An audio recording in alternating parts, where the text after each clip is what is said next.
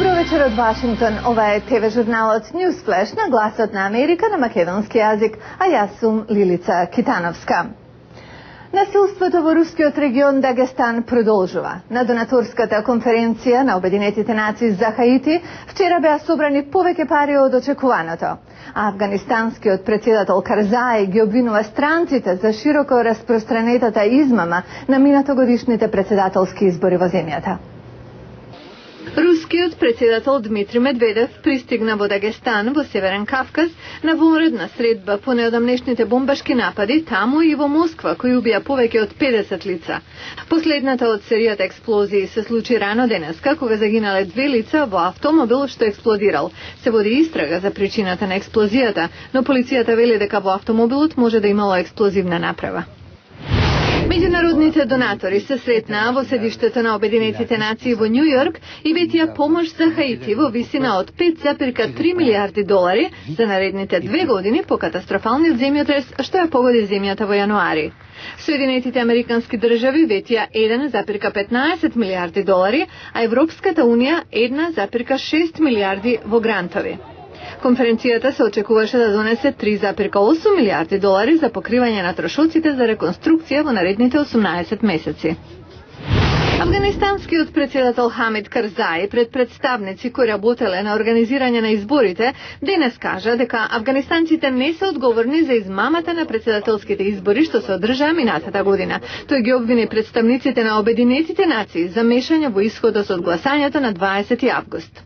Председателот Карзаи беше приморен да организира втор круг на гласање, кога комисијата, поддржана од Обединетите нации, отфрли речиси третина од гласачките ливчиња во негова полза заради нерегуларности.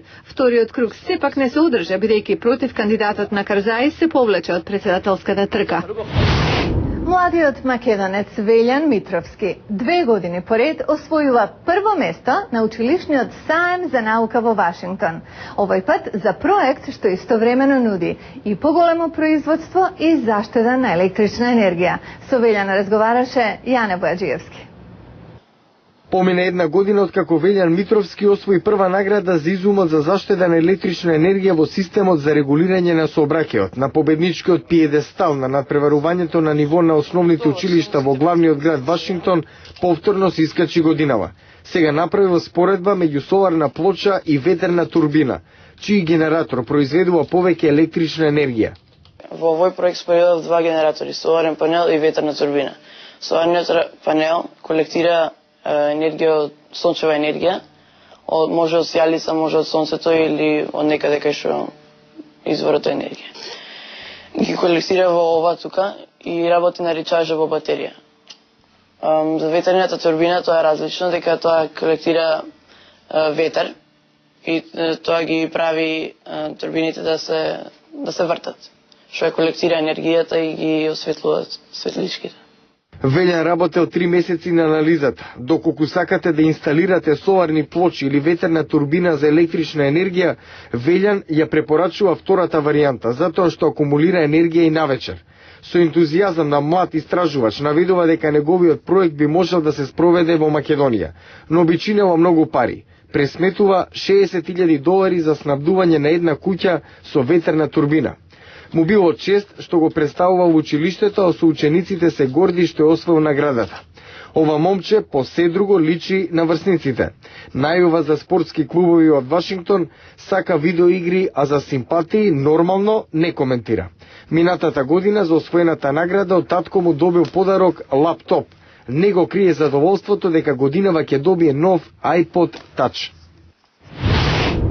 Во новиот филм IMAX Hubble 3D, IMAX тридимензионална камера прави хроника на напорите на 7 астронаути на американскиот Space Shuttle Atlantis за поправка на вселенскиот телескоп Hubble, што орбитира 320 мили над Земјата. Филмот во нарација на Леонардо Ди Каприо нуди слики од Hubble што го запираат с дивот од неговото 20 годишно снимање на Вселената. Discovery, go for Hubble release. 20 години телескопот Хабл гледа во универзумот. Ни донесе неверојатни слики на галаксии наспроти црната празнина. Доктор Ед Вајлер е помошник администратор за наука во НАСА. За Гласот на Америка тој кажа дека Хабл досега изминал 4 или 5 милиарди милји. Донесе слики порано од кој било друг телескоп. Универзумот е околу 13,8 милиарди години стар и датира од околу 600 милиони години по големата експлозија. Но овој апарат старе и ќе биде пензиониран во 2014-та. Правењето на филмот не било лесно.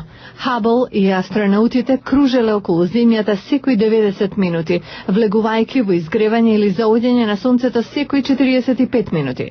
Тоа често менување на светлината било најголемиот предизвик за екипата, вели Майкл Масимино, специјалист на мисијата. Сонцето е најсветлото нешто што може да се замисли во Вселената. И кога влегувате во темниот дел на земјата, навистина е темно. Нема начин да се контролира светлината.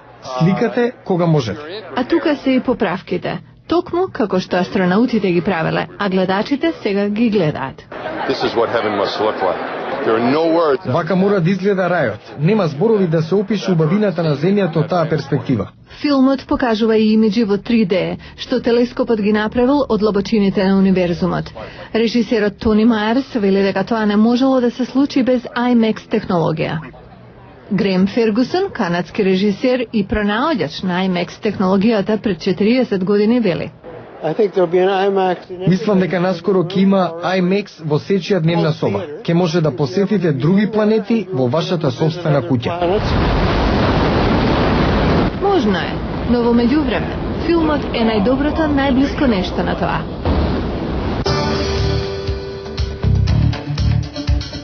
Утре во Newsflash, Микеланджело со лего коцки.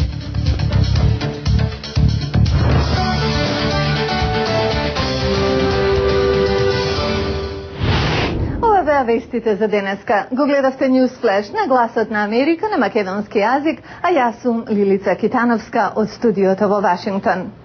А за повеќе содржини посетете и нашата веб страница glasnaamerika.com. Пријатна вечер.